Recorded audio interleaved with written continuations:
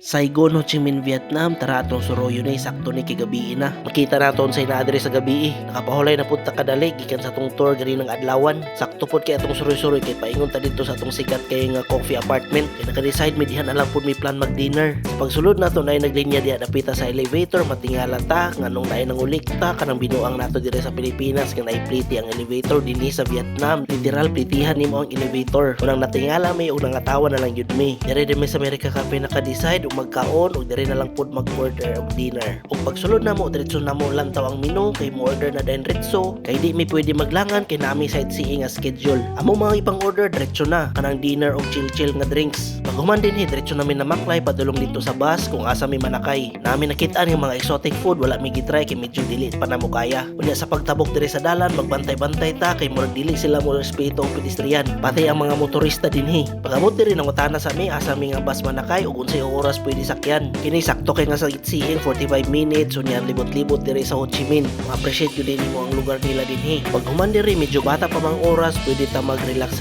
ug moadto dito sa Buey Bien. Wala man namo matry ang soy kanggo sa Thailand. Ani sa ta sa Buey Bien may gali kay naay Pinoy naka-advise sa moha naa dinhi sa Saigon. Diri perting lingawa ug mabusog pa ka pati imong mata. Kanay mga babae ug mga lalaki ang mag-entertain nimo pero dili pa kay sila laway ha. Diri ra mi nagtambay ug nagtagad og alas 12 dahil nanguli na pud dayon mi. Mura ta mong day 1 diri sa Ho Chi Minh. Next video dito na punta sa Landmark 81. So see ya guys.